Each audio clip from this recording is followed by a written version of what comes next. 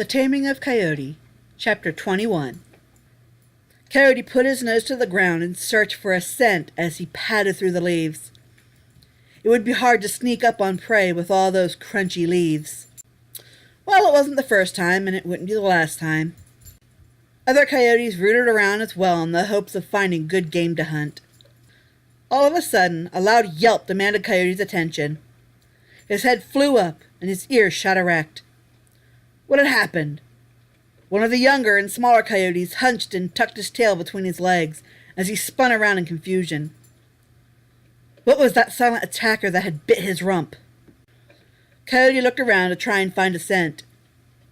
None in the air. He snarled. The wind was going in the opposite direction.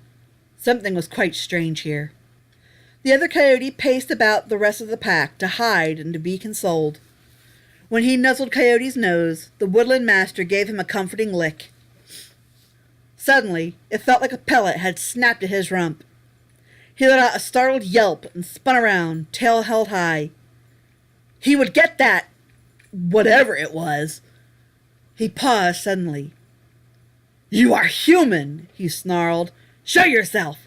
How dare you!" As the aggressor came forward, Coyote gasped. "You!" It couldn't be. "Avery! What is going on? What sort of game is this?" Avery waved his cane at Coyote's face.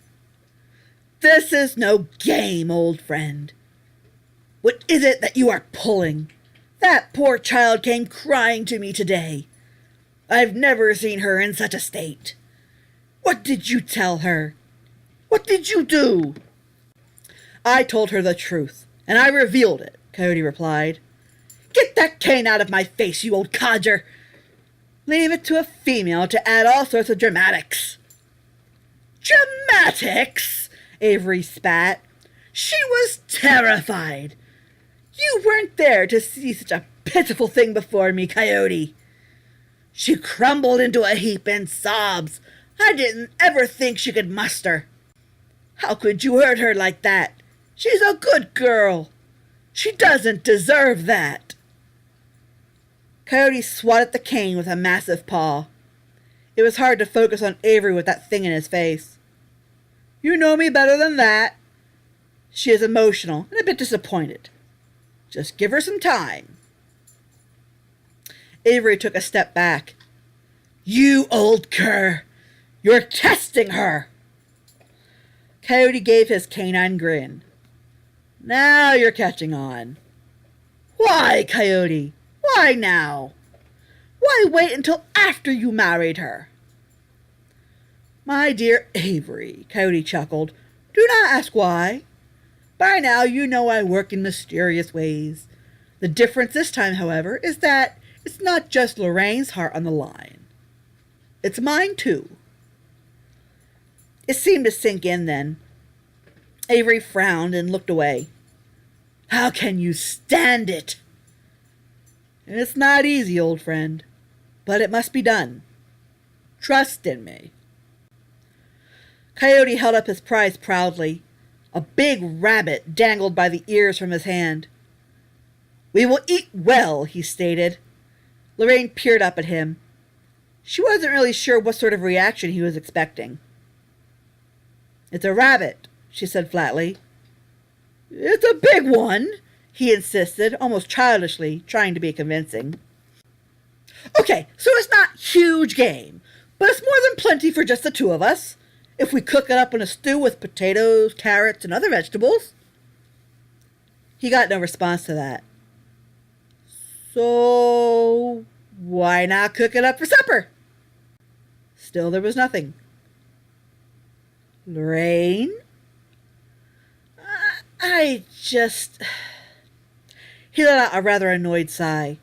"Oh, really? I know that you know better. You're acting like such a spoiled brat." She lowered her head in shame. "Oh, very well. I will do it." He tossed the rabbit on the table. He then set to work getting everything he'd need to prepare the meal. "You know, Lorraine, I'm not a cruel person. When life gives you lemons, you learn to make lemonade. I am willing to serve you as your husband. I am willing to subdue to evenings of doing anything to please. But it would be nice if you could pull yourself up by your bootstraps and at least try. The dead weight you're making me pull is exhausting. The more you dwell and wallow, the bitterer you'll become. Let's not be like enemies after our years of friendship. Take a step, then take another. You were so bright and wonderful. Can't you prove to me, or even prove to yourself, that your light has not been snuffed out? Lorraine stayed quiet. Her eyes shifted from the table to the fire that Coyote was trying to start in the hearth. He then hung the pot of water that would make up a nice stock for the stew. As he nimbly cut the vegetables and prepared the meat, she was left to brood over his words. He was right. She couldn't go on for too much longer like this. Her life was altered forever, but it wasn't over. Still, even if she could forgive him enough to tolerate the prospect of living with him, she was still just so angry with him. What he had done was wrong, hurtful, and it wasn't fair. No, she was not ready to forgive him for that. Once it had all played out in Lorraine's mind, it was as if a lot of pent-up frustration had been released. She could face Coyote now. She could eat with him. She could cook for him. And she could even hold a conversation with him. The healing process had begun. "You don't have to do that," Avery said, as he sat at his table and watched Lorraine wash his dishes. "I am still quite capable." "No, I messed them up to make lunch, so I will clean them." Avery wobbled as he got to his feet and placed a kiss on top of Lorraine's head. "You are such a good girl. Are you stalling?" "Stalling?" Lorraine arched a brow at him. "What would I be stalling?" "The inevitable trip home. Let's face it, Lorraine. For weeks you've spent as much time away from that house as possible. Do you detest him so much?" "Coyote is out a lot, too. What's good for the goose is good for the gander. Besides, I don't detest him. I'm angry with him. But we've started to come to an understanding. My grudge still stands, but we can coexist rather peacefully now." Avery couldn't help but chuckle. "You are stubborn. Stubborn, stubborn, stubborn." Coyote really roped himself a match. He studied her a moment. She seemed awfully focused on drying those plates. "Want some advice?" It didn't matter. He was going to give it anyway. However, she glanced at him nonetheless. "Coyote is full of tricks, tests, lessons, and mystery. When he was just Coyote, you admired him something fierce. Now that you are subject to his antics, you seem resentful. You married a man that was not what you expected. But still, the choice was yours. You married him of your own accord." "He lied to me, Grandpa," she spat. "Yes, he did. It's a bait and switch through and through. But he is still Coyote. I don't think he intends any ill will." She was silent. She had nothing to come back with. Avery smiled and rubbed her back. "Think about it for a while. See how it sits with you. Trust this old man. I've been around a long time, and I know Coyote well." "Thanks, Grandpa. I'll do my best." "That is all anyone can ask for," he replied. So warm, so cozy. The warmth of the fire reaching over Lorraine's bed and body were so welcome and comforting. Warm weather was coming in now. It was such a relief after a long and bitter winter. Spring was in the air, and with it came all of its subtle wonder. Lorraine couldn't sleep, no matter how comfortable she was. She was lonely. She had been civil and grew accustomed to Coyote's presence. The strange part was that his company had been missed that day. She found herself thinking carefully of him. He was quite a character, wasn't he? Even now, from time to time, she betrayed her stone-cold demeanor by cracking a smile or letting out a laugh at his attempts to be humorous. He was still her Coyote, wasn't he? Even if he wasn't the glowing Adonis that she had hoped for, he wasn't particularly ugly. Perhaps the Adonis wasn't a complete illusion. Inside, he was so warm and beautiful.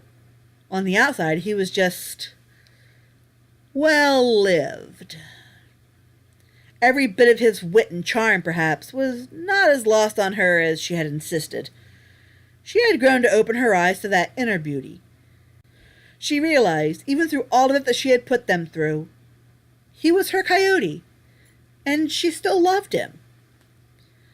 She had wasted such valuable time that could have been spent with him.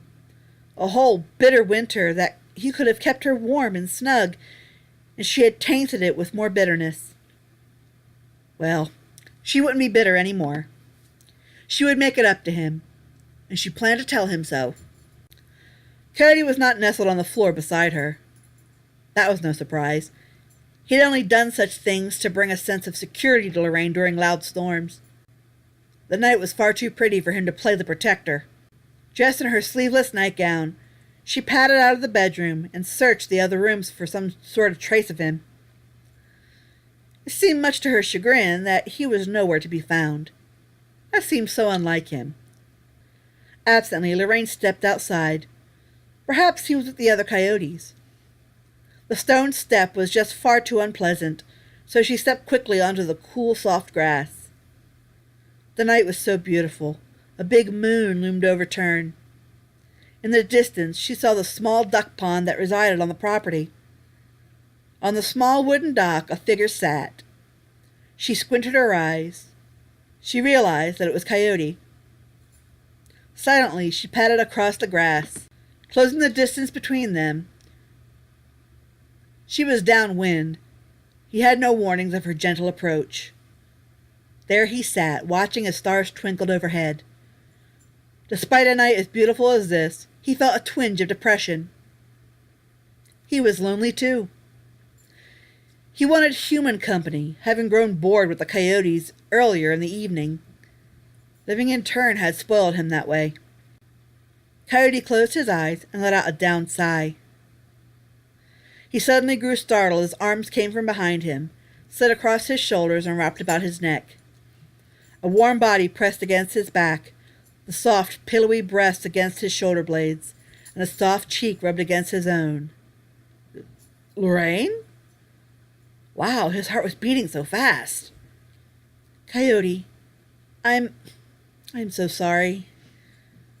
What for, my dear? He asked as he placed a hand over hers. Everything, she said quietly. I've been so cruel and unfair. I've been horribly immature and childish. This was not the promise that I had made to you. I don't know how or why you tolerated me for so long. This felt so nice. You were too hard on yourself. Every person does things in their lifetime that they later find displeasure in. I am no exception. Do you take displeasure in me? No, he replied simply, and gave her hand a gentle squeeze. Perhaps some of the fault is mine. You were still an innocent and naive child in so many ways. I could not expect all that I did from you. I've been able to grow up a lot more this past winter, she stated. Yes, he agreed. Yes, you have. I want to make things better between us, Coyote. I want us to make things right. I want to keep my promise to you. Coyote peered over his shoulder to get a glimpse of Lorraine's face. She seemed sincere. Now it was Coyote's turn to feel a bit childish. He blushed deeply in his cheeks. His heart was beating so hard. He had nearly given up hope on Lorraine accepting their marriage as just that. He turned around as he got to his feet. He peered down into her face and took her hands into his. Oh, she was so lovely bathed in the moonlight. Arousing.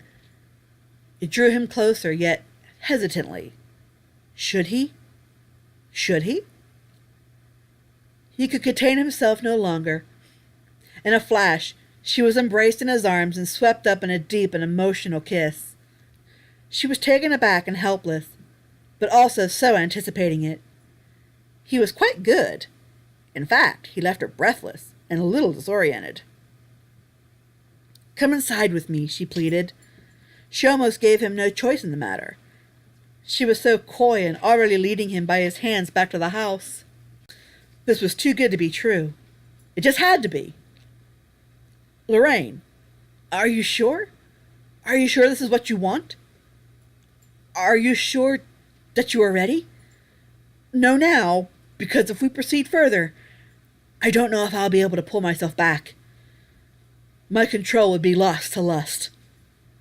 She pushed herself up on her toes and thrust herself into his lips with a hot and desperate moan. "It's what I want," she said breathily through a haze. "Please, Coyote." He was powerless against such a meek and tempting request. He could not refuse her pleas. "Lorraine." It was pointless to try and say anything more. Intentions were made very clear. The feeling was quite mutual between them. Any form of sense defeated, he melted with her into the house, and finally into the bed of their marriage. A faint moan escaped Coyote's muzzle. His eyes, ears, and even his toes twitched as he remained heavily in a dream. Sonia pulled the covers up to his neck. Then she rested her head on his soft and bushy fur. Ezra was on his back, sprawled out carelessly across her feet. She couldn't sleep. Coyote's story had set her mind to imagine at top speed. It would be a long time before she would settle enough to be able to get some rest. Lorraine. She was not bewitched. It was not like Lord Grundle had told them to believe. She truly loved Coyote, and Coyote truly loved her. Sonia couldn't really blame Lorraine. Coyote was so kind and charming. She was relieved to hear that Lorraine had finally come to her senses. She wondered why it had taken so long. It took so little time for Sonia to see past Coyote's appearance and recognize his beauty. It took so little time for her to develop those cute little feelings for him. She was a little jealous. It was silly, she knew, but she couldn't help it. Lorraine sure was lucky to have had the love and devotion of a guy like him. She wished that she'd have a chance to find something just as special in her lifetime.